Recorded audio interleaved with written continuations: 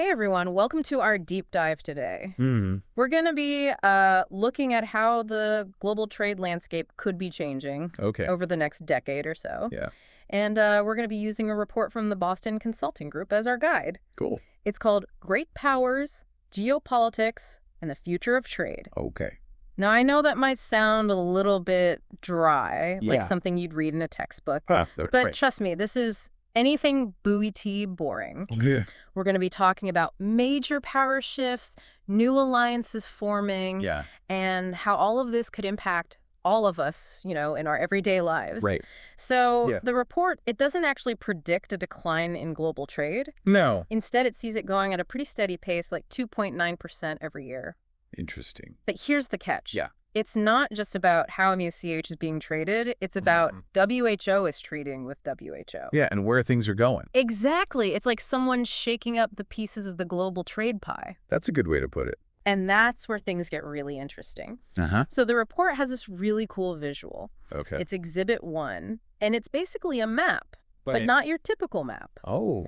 Yeah, this one shows how trade flows between different countries are predicted to change. So, like, where are things going? Exactly. Yeah. And it shows these flows all the way out to 2033, so over a decade out. Wow. That's a long time. And some of the things they highlight are pretty mind-blowing. Okay. I think one of the biggest shifts is North America basically becoming this, like, superpowered trade bloc. Wow. They even have a name for it. Ew. They call it Stronghold North America. Stronghold North America. Yeah, it's pretty striking when you see it on the map. I bet. Basically, what it shows is that North America is going to be doing a lot more business closer to home Okay. instead of relying so much on places that are far away, like China.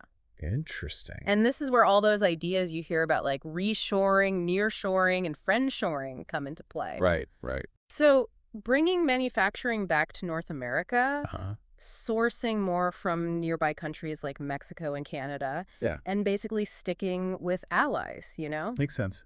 And the report highlights a bunch of things that are pushing this shift. Like what?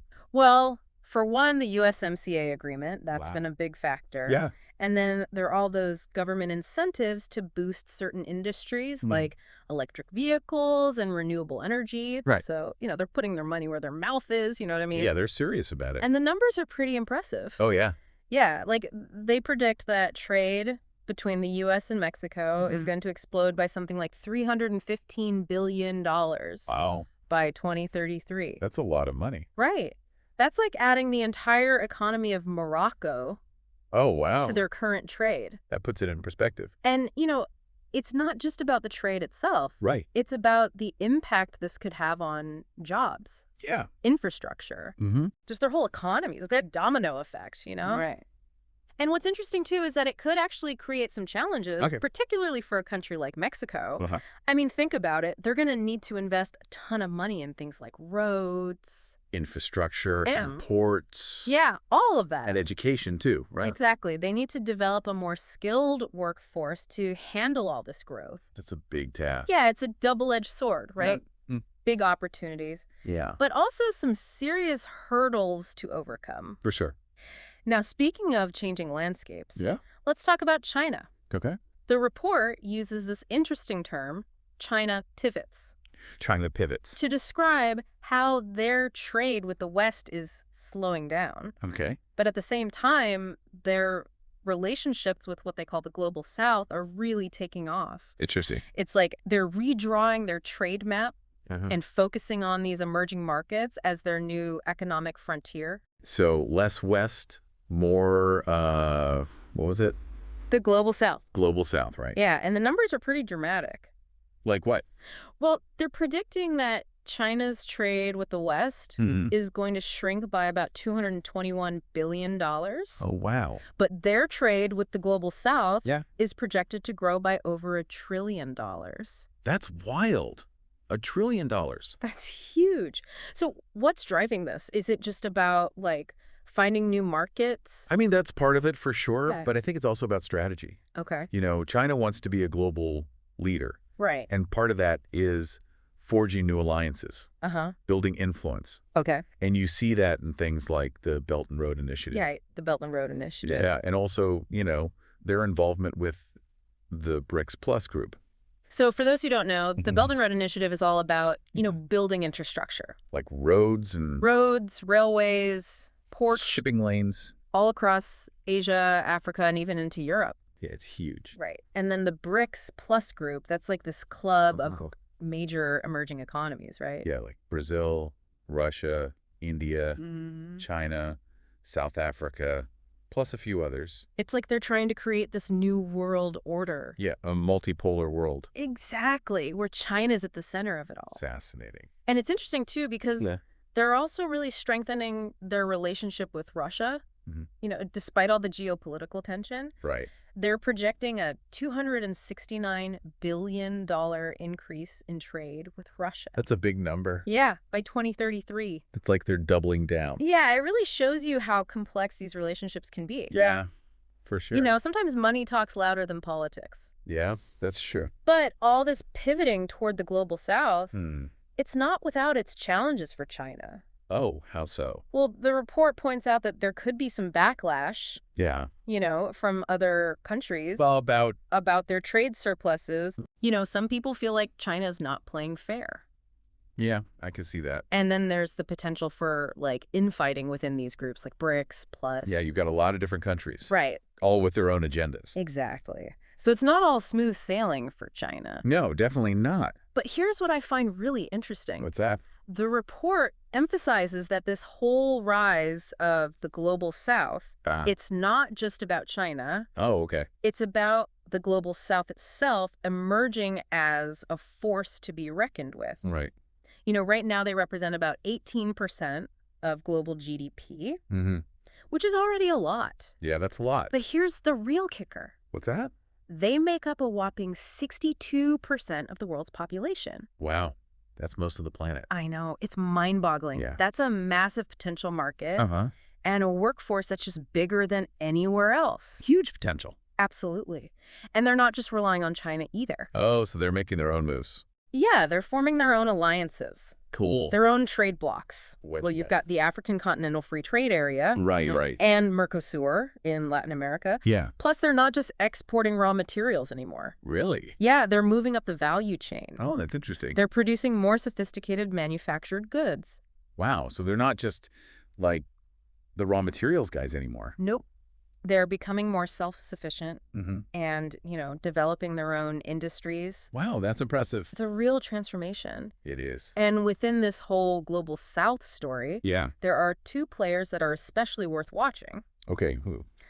ASEAN and India. ASEAN and India. Let's start with ASEAN, which Yes. is the Association of Southeast Asian Nations. Right. They're in a really strategic spot geographically, Uh-huh. and they're really benefiting from all these global shifts. How so? Well, a lot of companies are adopting what they call a China plus X strategy. China plus X, huh? What's that? So it's basically like Yeah. they're still investing in China, Right. but they're also hedging their bets Oh. by investing in ASEAN as well Oh, I see. to diversify their supply chains. Makes sense. Not putting all their eggs in one basket. Right. And the numbers really show this trend. Oh, yeah. Yeah, they're predicting that ASEAN's trade with China Mm-hmm. is going to grow by $558 billion. Another huge number. Yeah, by 2033. Wow. So that just shows you how much potential they have. Yeah. But it's not all rosy. No. No, there are some potential challenges, too. Like what? Like the report mentions possible EU carbon tariffs, Right. which could affect their exports. So they're going to have to navigate all of that, Yeah. these evolving trade policies and sustainability requirements. It's true. It's a reminder that even in the midst of all this opportunity, Right. there are still complexities to consider. Yeah, always. Now let's talk about India. Okay, India. They're the other big global south success story. Yeah. But they're doing things a little differently. How so? They're not aligning themselves exclusively with any one bloc. Oh, interesting. Yeah, they're maintaining good relationships with the U.S., the EU, Yeah. even Russia, Wow. while also, carefully managing their relationship with China. So they're playing the field. Exactly. And it seems to be working for them. Yeah. Yeah, they're projected to see a 6.4% annual growth in trade. That's pretty good. Yeah. Especially year over year like that. Reaching almost $1.8 trillion Wow. by 2033. So almost matching their GDP growth. Exactly. And they've got a lot going for them. Like what? Well, they've got government incentives to boost manufacturing, a large and increasingly skilled workforce. They've been investing in infrastructure. Okay. So they seem to be well positioned to really thrive in this new world order. Yeah, they're doing a lot of things right. They are. Which brings us to the last region we need to talk about. Okay. The European Union. The EU. They're facing some unique challenges as this new multipolar world takes shape. Okay, like what kind of challenges? Well, for starters, their trade with China is stagnating, and their trade with Russia has actually declined. Oh, right, because of the war in Ukraine. Exactly. Yeah. So those are some pretty big hurdles. Yeah, they are. But they're not just sitting back. They're making moves, too. Oh, yeah. What are they doing? Well, the report predicts that their trade with the U.S., India, and Africa will grow. Okay. So they're looking to diversify their partnerships. And there's also potential for North Africa to become like a nearshoring hub for the EU. Oh, like what's happening with Mexico and the U.S. Exactly. So again, we see this theme of proximity, regional partnerships becoming really important. It's a pattern for sure. It is. I wonder why that is. Yeah. Well, you know, in a world that's becoming so uncertain, it makes sense to focus on the relationships and the regions that are closest to home, you know, where you have more control. Yeah, definitely. But it's interesting because the EU is kind of walking a tightrope here. Oh, how so? Well, they want to reduce their reliance on China, but they also want to find new partnerships. And they've got to strengthen their own internal market at the same time. It's a balancing act. It is. For sure. And it really highlights the tough choices that countries are facing in this multipolar world. Yeah, totally. So before we go any further, let's just take a step back for a second and recap some of these key drivers Very good idea. that are reshaping global trade. Okay, so we've got... Well, we've got North America becoming more self-reliant. Right. Stronghold North America. Right. China pivoting towards the global south. The global south itself rising as a major economic force. That's a big one. It is. Okay. And then the EU trying to navigate all these complexities while also strengthening their own position. Right. So it's like the whole world is kind of shifting, right? It is. Moving away from that U.S.-centric system to something new. To a more multipolar world. A multipolar world, where power is more distributed. It's definitely a transition. It is a transition. And I bet it has some pretty big implications. Oh, absolutely. Not just for, like, governments and big companies. Right. But for regular people, too. Yeah, for all of us. You know, our jobs, our lives, how we interact with each other. And the good news is this report doesn't just lay out all these changes. Oh, good. It actually gives us some advice on how to adapt and thrive in this new world. I like that, yeah. So that's what we're going to dig into next. Awesome. We're going to unpack those recommendations and see what we can all do to prepare for this new geopolitical landscape. Sounds good. I'm ready. So stay with us. Yeah, don't go anywhere. Okay, so we've been talking about how the global trade scene is like getting a major makeover. Yeah, definitely. And what all these power shifts mean for, you know, businesses trying to stay ahead of the game. But let's get real for a second. Okay. What does all this mean for us, you know, regular people trying to figure out how to navigate this new world? Good question. Well, the report actually gives some pretty practical advice. Oh, that's good. Yeah, like things we can actually do to not just survive, but actually thrive in this changing landscape. I like that. So one of the big things they talk about is the need for resilient and transparent supply chains. Resilient and transparent. Yeah, so basically it's not just about finding the cheapest option anymore. Right. It's about building stability and security into the whole process. Yeah, that makes sense. Of how things get made and delivered. So, like, if one supplier goes down, you have backups. You've got a plan B and maybe even a plan C. Right, so you're not totally screwed. Right, and it's kind of like diversifying your investments, but for your business. Okay, yeah, I get it. You don't want to put all your eggs in one basket. It's a good analogy. And the report suggests, you know, things like diversifying your sourcing strategies, deepening relationships with key suppliers, and even like pre-qualifying additional ones just in case. So you're ready to go. Exactly. Like having a backup generator. Right. You hope you never have to use it. Yeah. But if the power goes out, You're prepared. you're prepared. Smart. The report also talks about these things called supply chain control towers. Oh, control tower. Yeah, and when I read that, I was picturing like some kind of futuristic command center. Yeah, like with screens everywhere. With screens tracking every shipment across the globe. Is that kind of what they mean? You're pretty close, actually. Yeah. Okay. It's basically about having systems in place that give you real-time visibility into what's happening in your supply chain. So if something goes wrong. Right, like a port closes or there's political unrest somewhere. You can see it happening. Yeah, and adjust quickly. Avoid those major delays. Exactly. It's like having GPS for your products. Yeah. Like, where's my package? Exactly. Tracking their journey from start to finish. That's pretty cool. I know, right? And I bet it's super helpful. Especially in a world where things can change so fast. Oh, absolutely. Like we've been talking about. You need to be on top of it. Yeah. Transparency is key. It is. And speaking of things being complex, the report also talks about the importance of building geopolitical muscle. Geopolitical muscle? Yeah. That sounds intense. Right? So does this mean we all need to become, like, experts in international relations? No, not necessarily. Okay, good. It's not about becoming like a political analyst or anything. It's more about just being aware of what's happening in the world and how those events could affect you. To, like, having a good sense of direction. Yeah, that's a good way to put it. In a constantly changing city. Exactly. You need to know the main routes, the potential detours, and how to navigate those unexpected roadblocks. Don't just look at the map, look at the traffic too. Right. And the construction and the weather. Yeah, but basically look at the bigger picture. Exactly. The political landscape, the social climate, and, you know, be aware of the potential risks and opportunities. It's about being proactive, not reactive. Speaking of opportunities, Yeah? another big recommendation from the report is to expand your presence in growth markets, particularly in the global south. That makes sense. Right. Especially given everything we've been talking about. Yeah, I mean, they've got the population, the growth potential. They're becoming a major economic force. Yeah, for sure. So establishing a strong local presence in these markets is going to be key. I can see that. But it's not just about showing up and expecting things to happen. Right.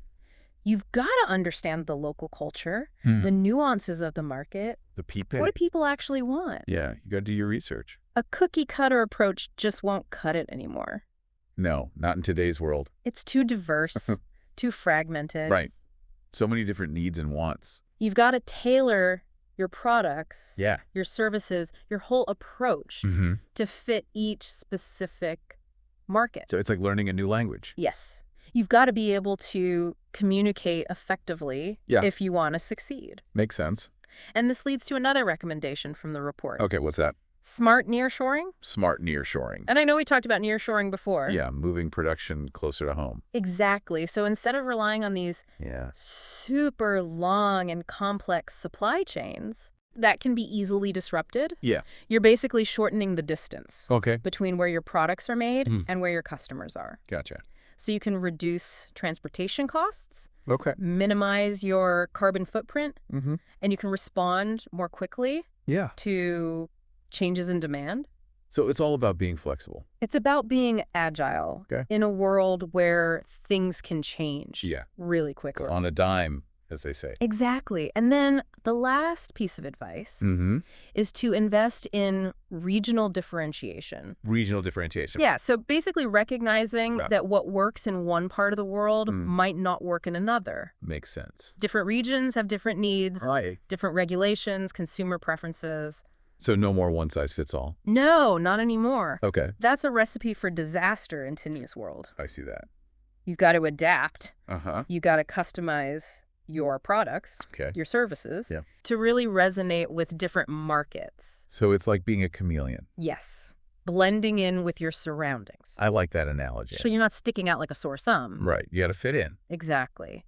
It's about being relevant and responsive to the unique demands of each region. That makes sense. So we've got a lot of good advice here. Yeah, a lot to digest. I know it can feel a bit overwhelming. Yeah, for sure. It's like, okay, how do I actually put all of this into practice? Right. Well, if we boil it all down, it really comes down to three key things. Okay, I like this. Adaptability. Adaptability. Okay. Resilience.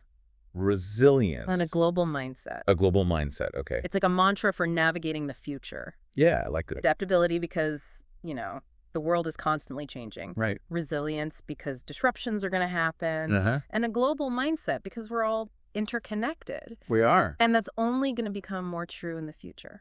And these three things, they apply to businesses, but also to individuals. Right. We're all in this together. We are. So think about it. Yeah. How are these global shifts going to impact your industry, your career? Yeah. Good question. What skills are you going to need to stay competitive in this crazy multipolar world? Exactly. Those are questions we should all be asking ourselves. Yeah, because the world is changing, Uh-huh. and we need to be ready to change with it. We do.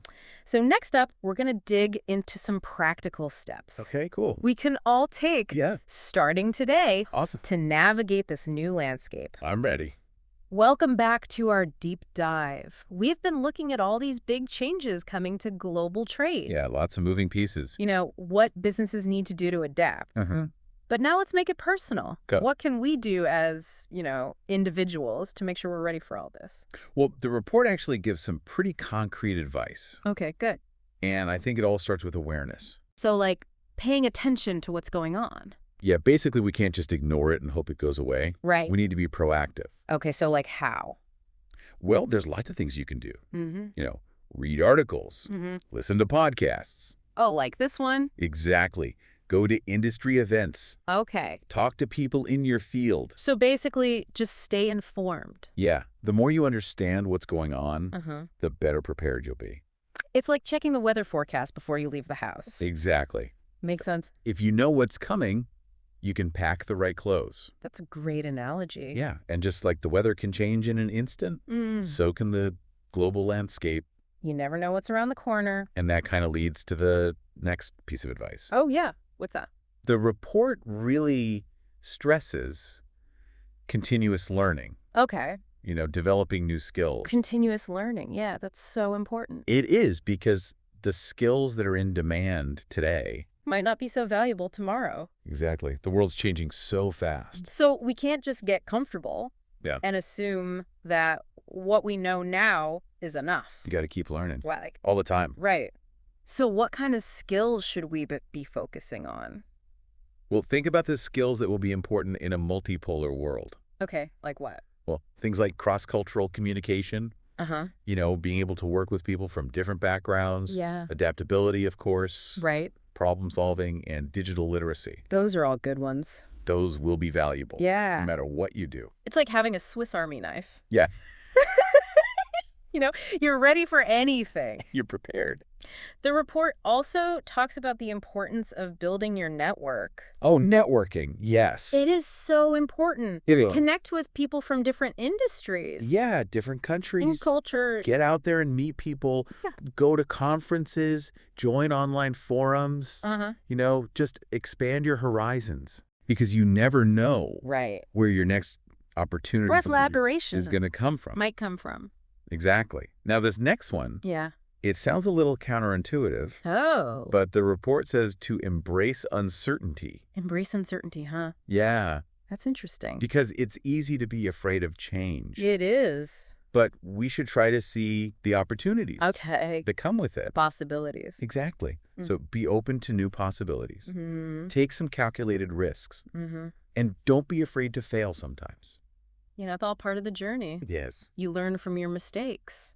There's that saying, yeah. Smooth seas never made a skilled sailor. That's a good one. So we need those rough waters we do. to really learn and grow. It's true. So to sum it all up, stay informed, keep learning, build your network, and embrace uncertainty. Embrace uncertainty, yeah. Those are some key ingredients. They are. To thriving in this crazy new world. They really are. It all comes back to those three things we talked about before. Oh, yeah? What were they again? Adaptability, resilience, and a global mindset. Oh, right. Those are good. They are, and those apply to everybody. Yeah, not just businesses. Right. Individuals, too. So as we wrap up this deep dive, Yeah. Keep thinking back to that map in the report. Oh, yeah, the one showing all those trade routes changing. Exactly. It's like a visual reminder. It is. That the world is in constant motion. It's always changing. And we need to be ready to move with it. We do. So the big question for you listening is... Yeah, what's the question? What opportunities and challenges do you see for your own industry? That's a good question. For your career? Your life, even. How is all of this going to impact your future? Yeah, that's the question we all need to be thinking about. And hopefully this deep dive has given you some things to think about. Some tools and insights. To help you figure out your own path forward. To navigate this new world. Now, if you want to learn even more, yeah, you should definitely check out the full report from BCG. Yeah, it's a good one. It's called Great Powers, Geopolitics, and the Future of Trade. A mouthful. It is, but it's worth the read. Definitely. And it was written by a whole team of experts. Yeah. Priscilla Arbor, Aparna Faradwaj, Tim Figures, Mark Gilbert, Nicholas Lang, Georgia Mavropoulos, Michael McAdoo, and Christian Rodriguez-Scheffel. Wow, that's quite a team. It is. Very impressive. But just remember, it was published in January 2025. Right. So make sure you find the latest version. Good point. So thanks for joining us on this deep dive. It's been fun. It has been. Yeah. We hope you found it informative and maybe even a little inspiring. Inspiring, I like that. So until next time, yeah, keep exploring. Keep learning. Keep adapting. And keep listening. Because the future is full of possibilities. It is.